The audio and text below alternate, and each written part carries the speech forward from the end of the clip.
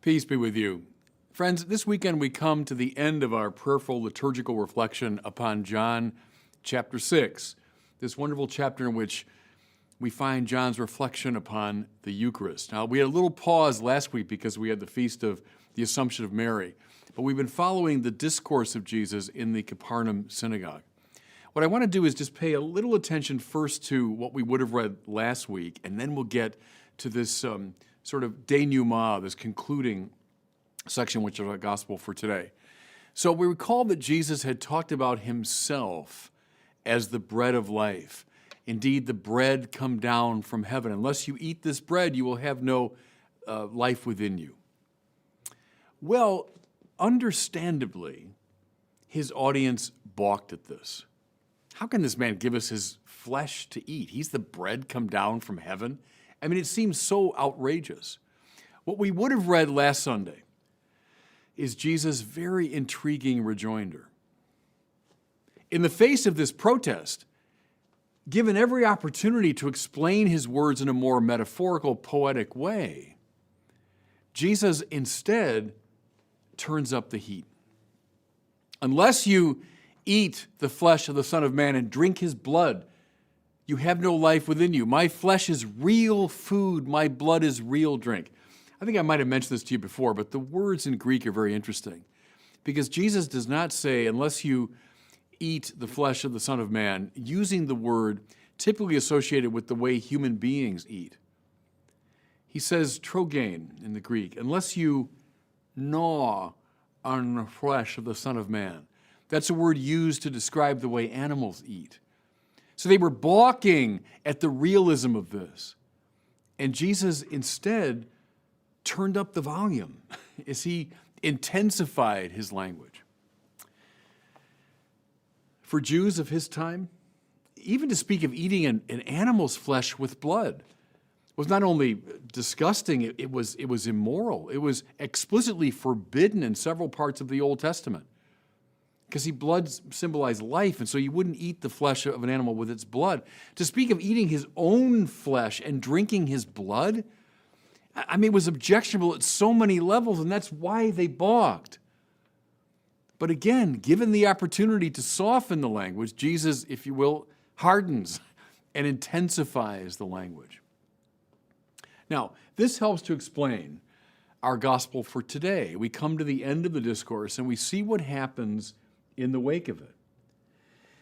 We hear many of Jesus' disciples who were listening said, "This saying is hard. Who can accept it?" Notice first, we're talking not about a neutral audience. We're not talking about enemies of Jesus.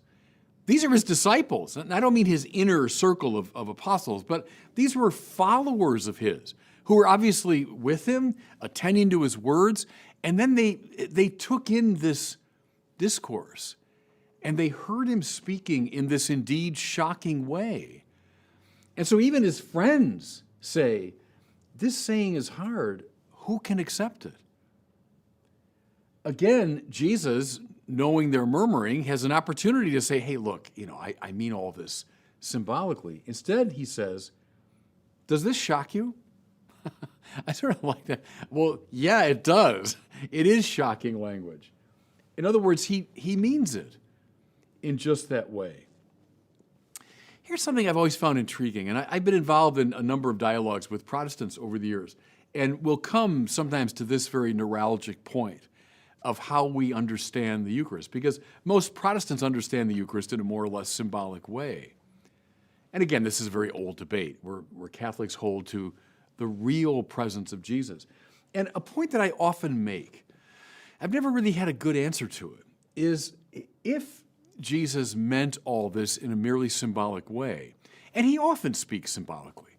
He refers to himself as a vine, as a good shepherd, even compare himself to a mother hen at one point. Well, I mean, no one stalks away in anger when he says those things, because it's very clear he's speaking in a metaphorical way. Why, if he were speaking that way and the people knew it, would they have been so shocked? Why would they have threatened to leave?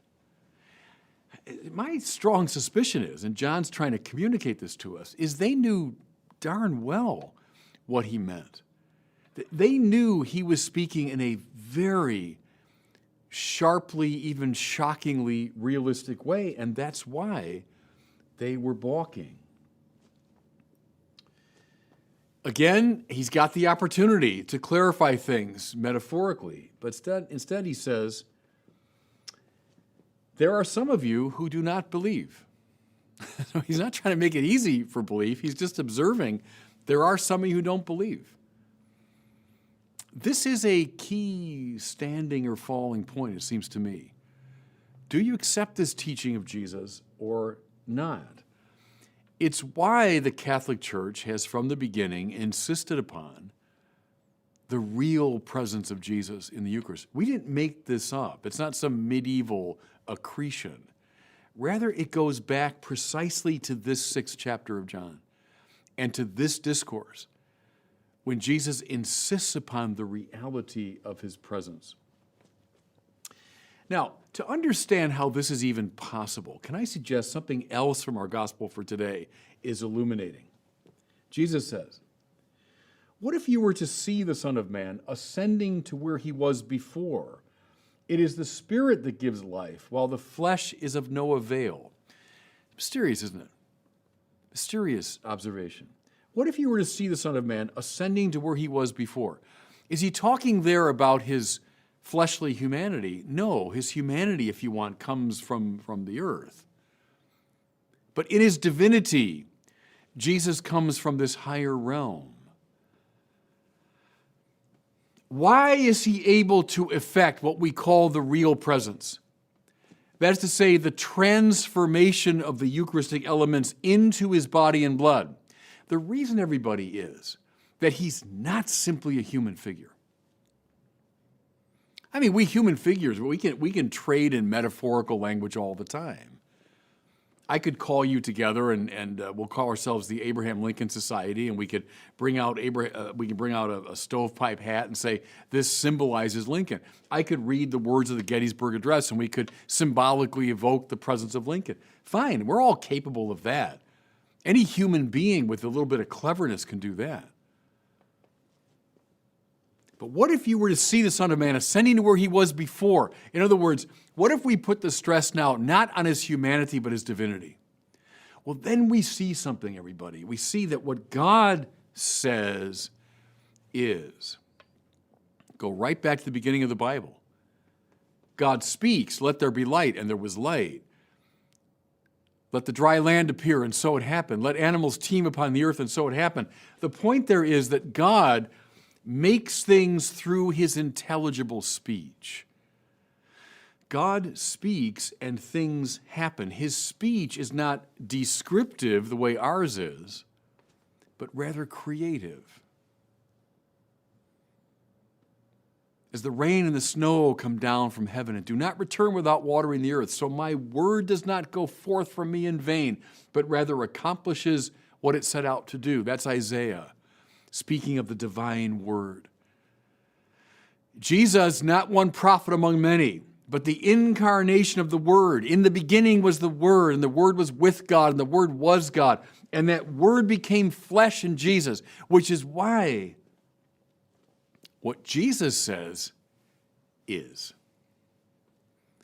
My son, your sins are forgiven you. I mean, I could say that all day to someone. It wouldn't mean anything. I have no power to forgive anyone's sins. Who does this man think he is? Only God can forgive sins. Quite right. What Jesus says is, Talita kumi, little girl, get up. And she got up. Because what God says is, Lazarus, come out. And he came out because what God says is. And so the night before he died, Jesus took the Passover bread. This is my body. Taking the Passover cup. This indeed is the chalice of my blood. I mean, I could say those words and mean them in a purely metaphorical way. But when Jesus says them, because if you were to ascend where he was before, if you knew where he came from, who he is, not just one human figure among many, but God from God, light from light, true God from true God, then you'd know that what he says is. That's what's at stake here, everybody. That's what's at stake here. That's the center of this argument, this presentation. And the people listening to him, they got what was at stake, which is why they say, look, this is a hard saying.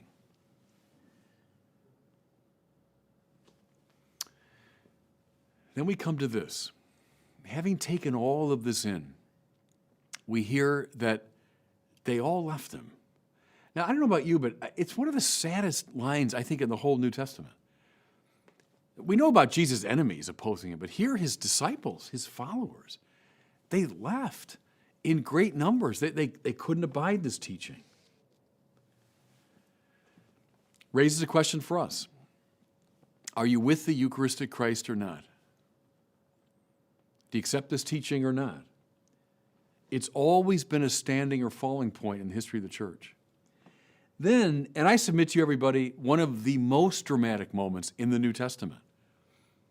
Jesus turns to the 12. So a lot of the crowd, they've left him. Now he turns to his most intimate band, the 12 apostles. And he says to them, are you going to leave me too? As I say, one of the most poignant, moving, even a little frightening lines in the New Testament. Are you going to leave me too over this? And then Peter speaks, as he often does for the 12. Remember in Caesarea Philippi, who do people say the Son of Man is? Oh, some say Moses, some say Elijah, some say one of the prophets. Yeah, but who do you say I am? And then Peter speaks. You're the Messiah, you're the Son of the living God. This is John's version of that moment, it seems to me. We don't have that Caesarea Philippi scene in John, but we got this scene. Are you going to leave me too to the apostles? And it's Peter who speaks. Lord, to whom shall we go? You have the words of everlasting life. This is not just an accident. You have the words of everlasting life. By those words, those eternal words, the Eucharistic change is effected. Peter's confessing the messiahship of Jesus, the divinity of Jesus, and his power to effect the Eucharistic change. Can you see at this moment that the church, it would have faded away if the 12 and if Peter had said, no, Lord, that saying of yours about the Eucharist, your body and blood, it's just too much. But Peter speaks. And thank God, now up and down the centuries, to this day, those who stand with Peter say the same thing. Lord, to whom shall we go? You have the words of everlasting life, those words that transform the Eucharistic elements into his very body and his very blood. It's still, everybody, a standing and falling point. It's still a matter of decision. May our answer always be that of Peter. Lord, to whom shall we go? And God bless you. Thanks so much for watching. If you enjoyed this video, I invite you to share it and to subscribe to my YouTube channel.